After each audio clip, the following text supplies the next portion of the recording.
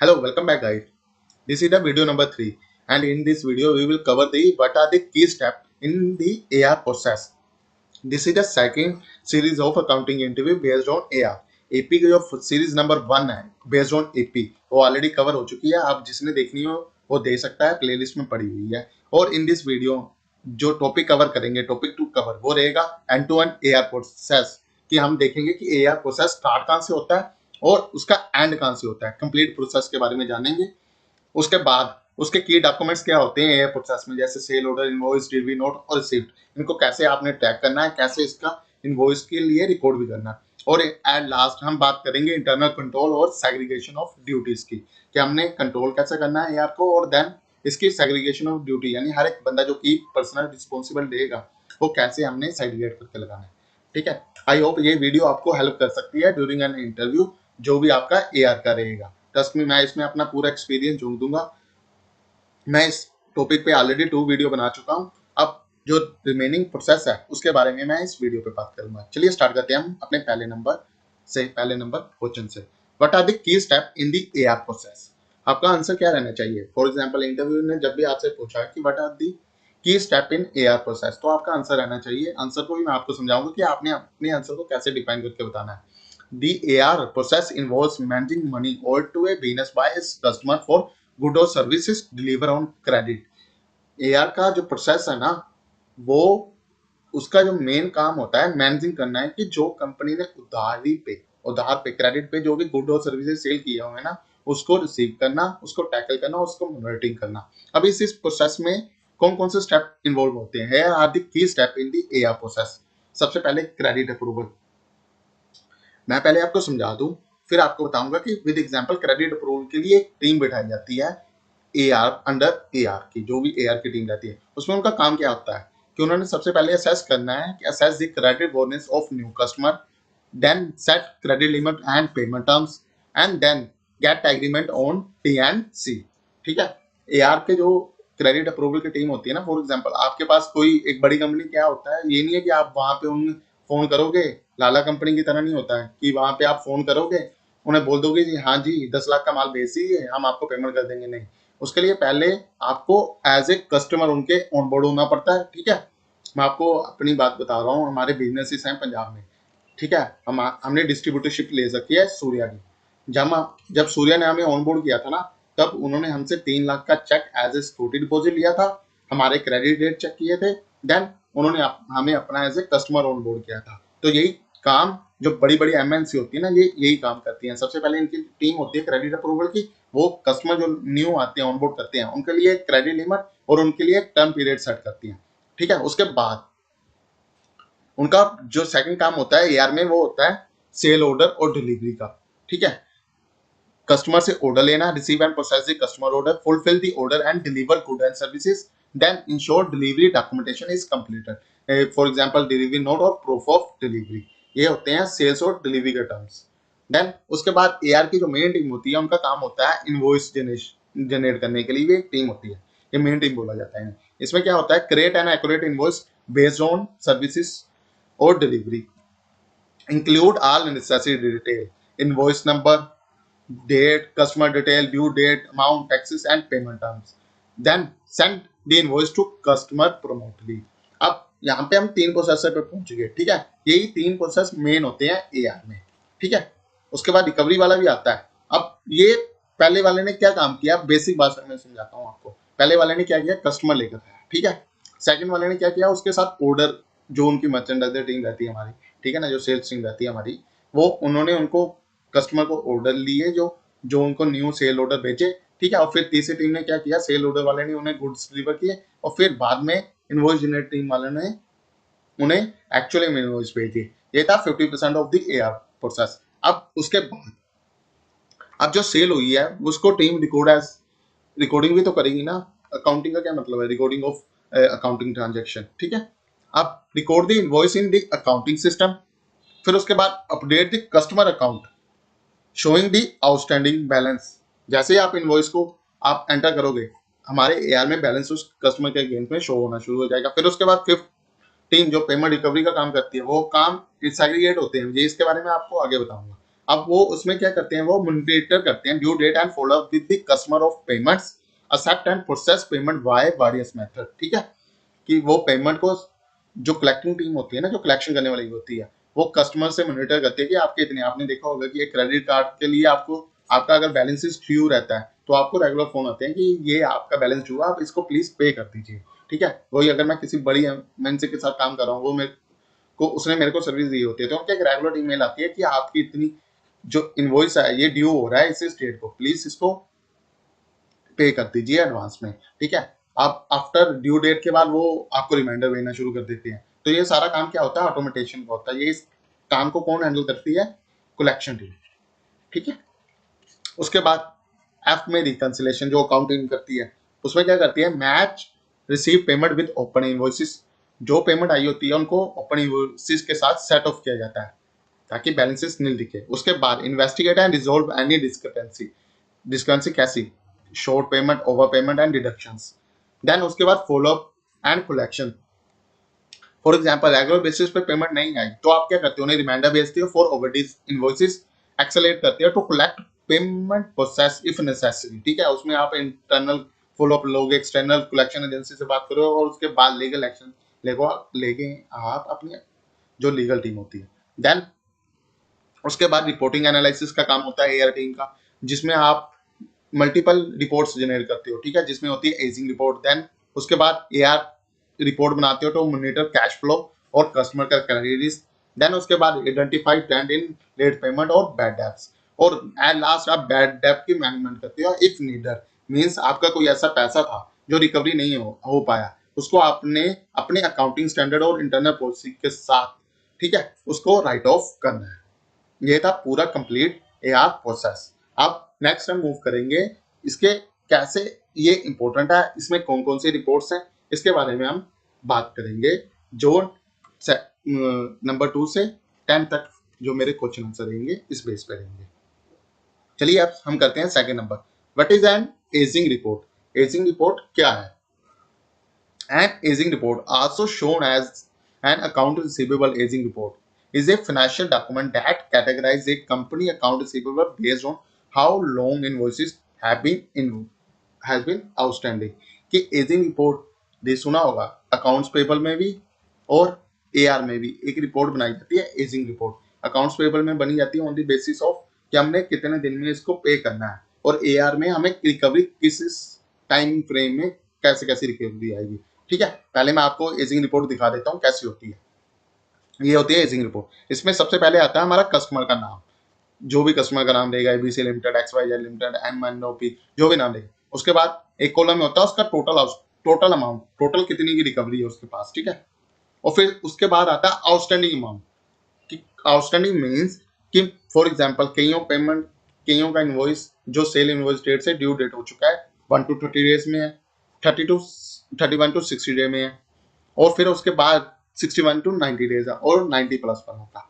ये होते हैं उनके अमाउंट। फॉर एग्जांपल यहाँ पे एक की बात करूं, ABINC, इसका टोटल है 1 लाख रुपया, बट आउटस्टैंडिंग अभी क्या है 10,000 की। उसका पीरियड कौन सा है 31 to 60 डेज। नेक्स्ट मूव करें हम XYL लिमिटेड, इसकी टोटल आउटस्टैंडिंग है $2 लाख की, बट करंटली आउटस्टैंडिंग कौन सा है 50,000, जिसमें से 25,000 का टाइम फ्रेम है 1 to 30 डेज, और 31 to 60 का है 25,000, हो गया टोटल। ऐसे बनाई जाती है एजिंग रिपोर्ट। अब इसके कुछ पर्पस बताता हूँ कि एजिंग रिपोर्ट के क्यों पर्पस क्या होती है।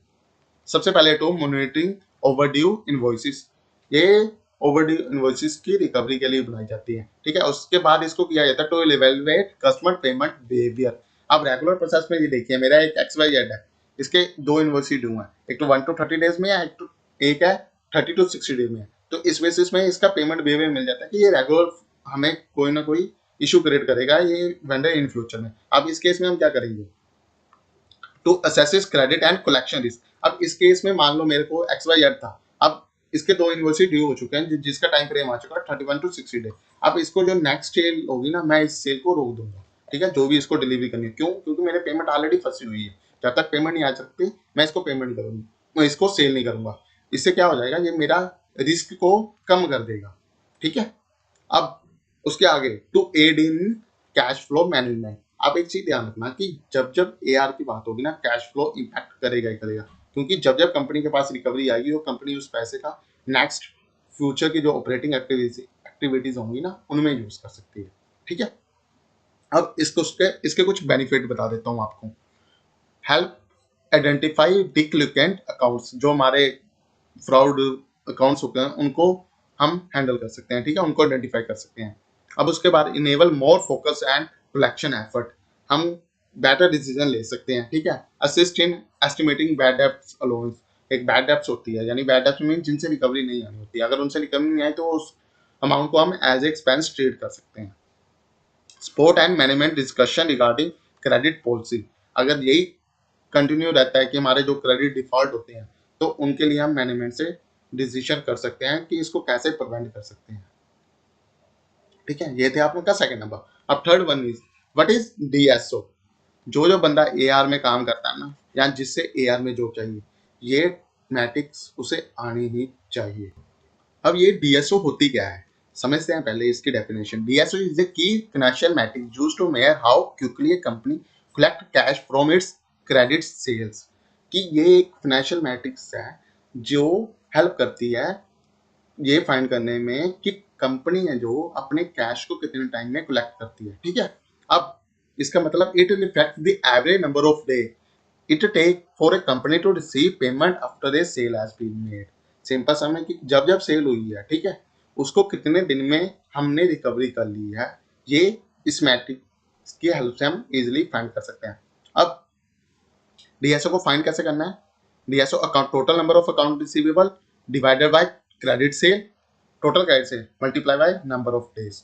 ठीक है, अकाउंट रिसीवेबल टोटल जितने भी हमारे इन दी टाइम करंट बेसिस पे है, ठीक है, टोटल क्रेडिट सेल जो हो रखी है वो नंबर ऑफ डे। ठीक है, इसको आप 30 डेज में भी ले सकते हो, 365 डेज। अगर टोटल सेल मंथ बेसिस पे कर रहे हैं तो हमने देखनी है अकाउंट रिसीवेबल मंथ एंड पे कितनी है। ठीक है, वहीं अगर मैं क्रेडिट सेल की बात करूँ तो ड्यूरिंग द मंथ, मंथ की बात हो रही है यहाँ पे, टोटल की बात नहीं हो रही है। During the month credit sale कितनी है और ये अकाउंट रिसीवेबल ड्यूरिंग की मंथ कितनी है।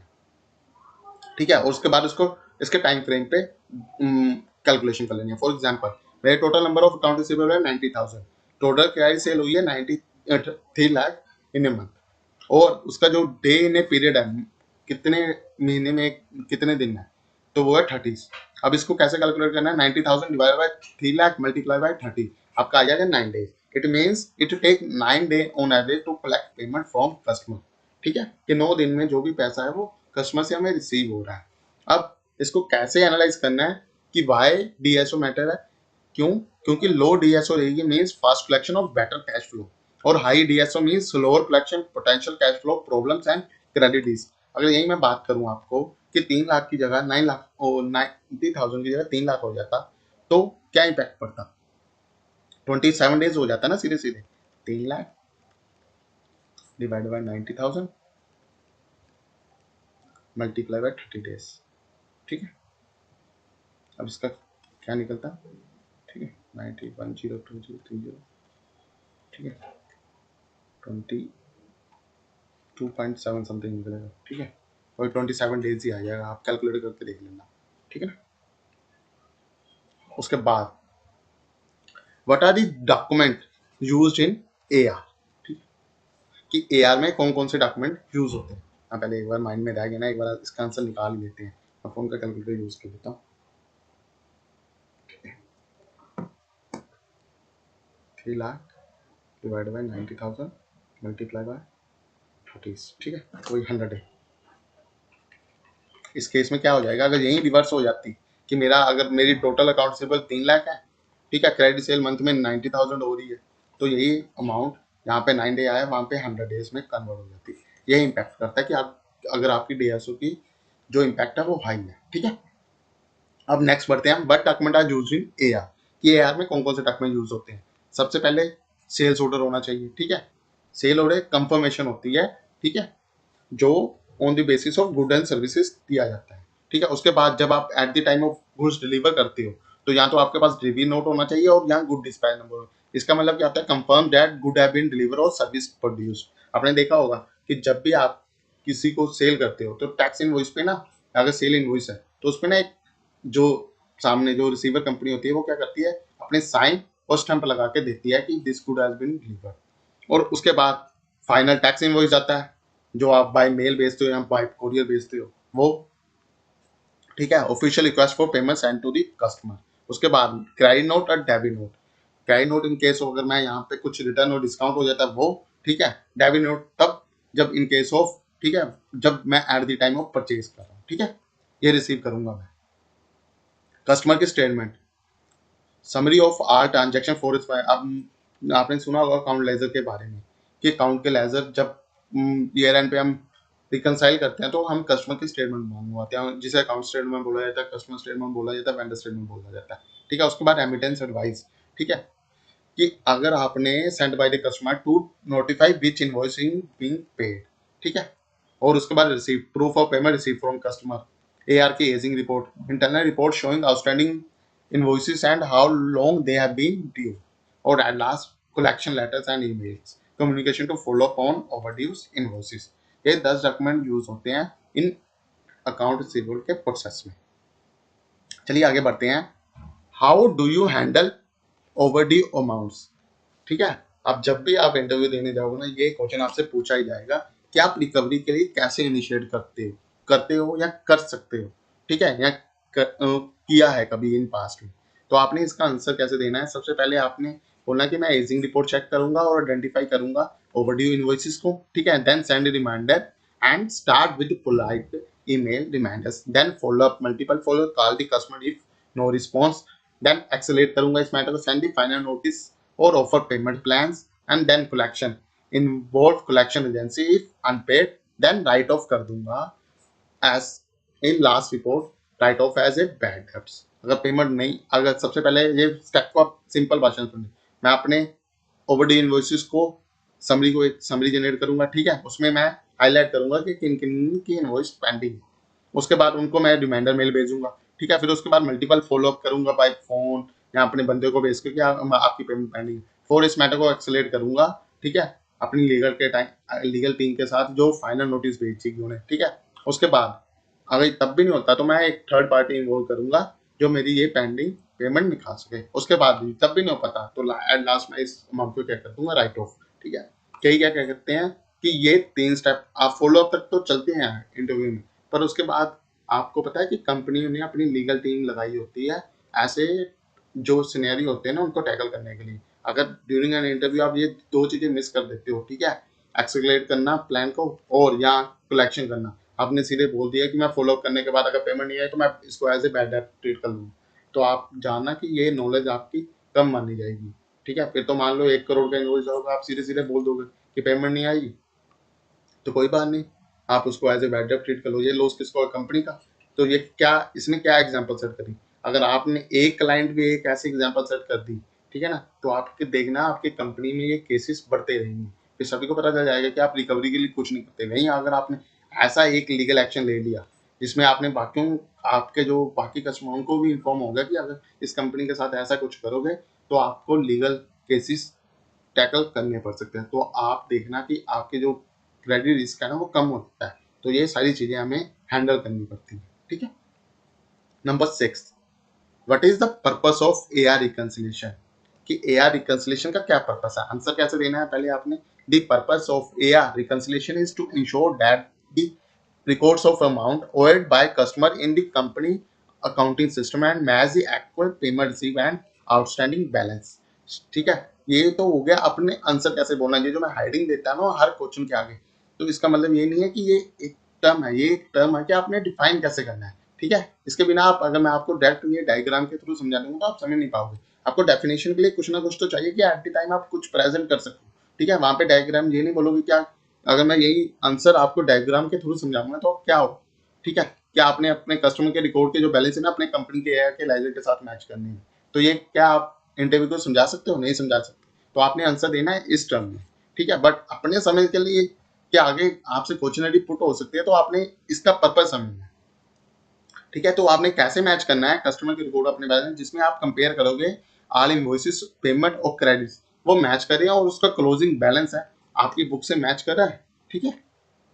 ये सारी चीजें आपने देखनी है। आप इसके क्या क्या पर्पस इंक्लूड होते हैं, इसमें आप देखोगे कि इसको करने से आपकी एक्यूरेसी बढ़ती है, ठीक है। Confirm that invoices payment and credit are correctly recorded, ठीक है।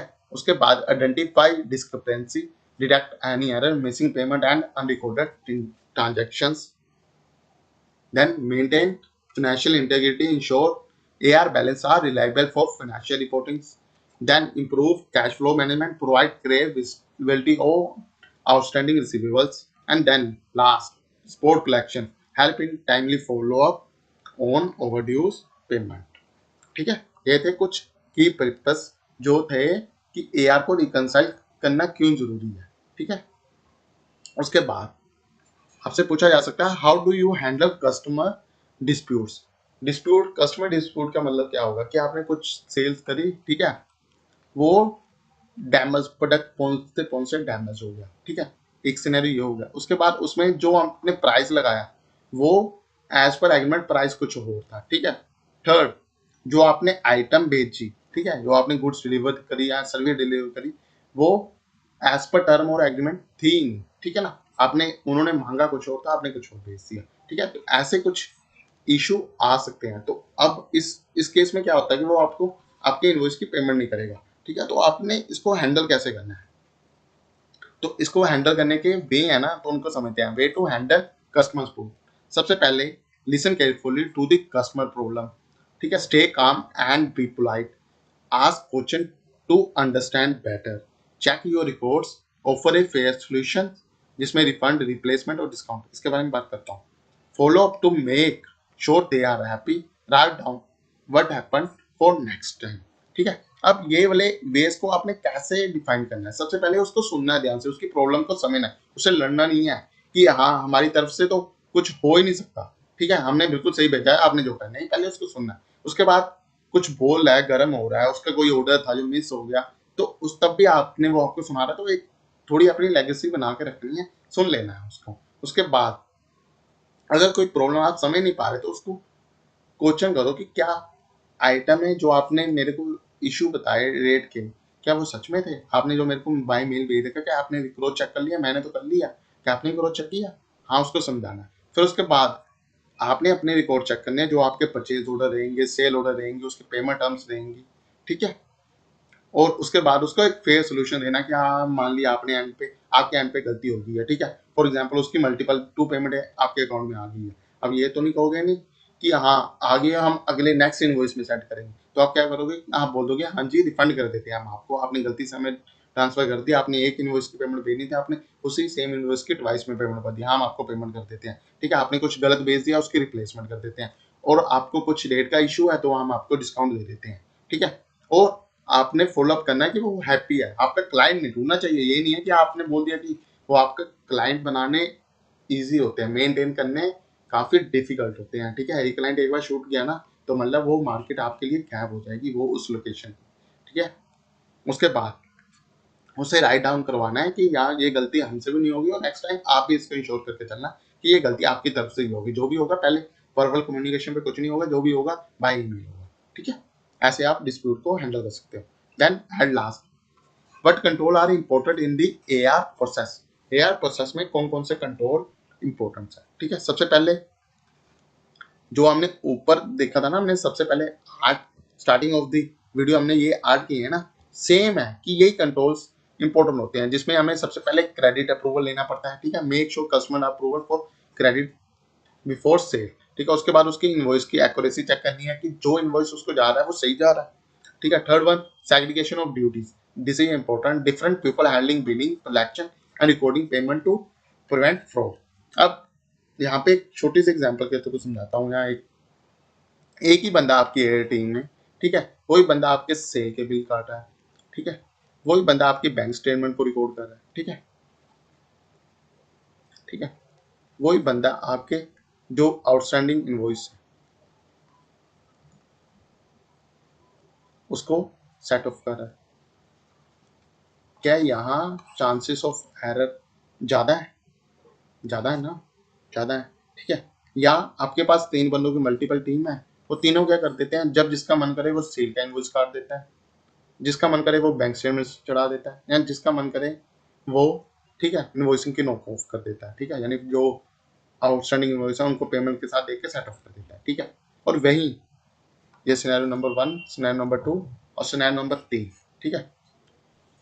एक बंदा आपने सेल के लिए लगा रखा है, ठीक है, एक बंदा आपने बैंक के लिए लगा रखा है, और एक बंदा आपने लगा रखा है लेजर को नोट करने के लिए, जो भी आपका इनवॉइसिंग रहता है उनको सेट ऑफ करने के लिए, ठीक है।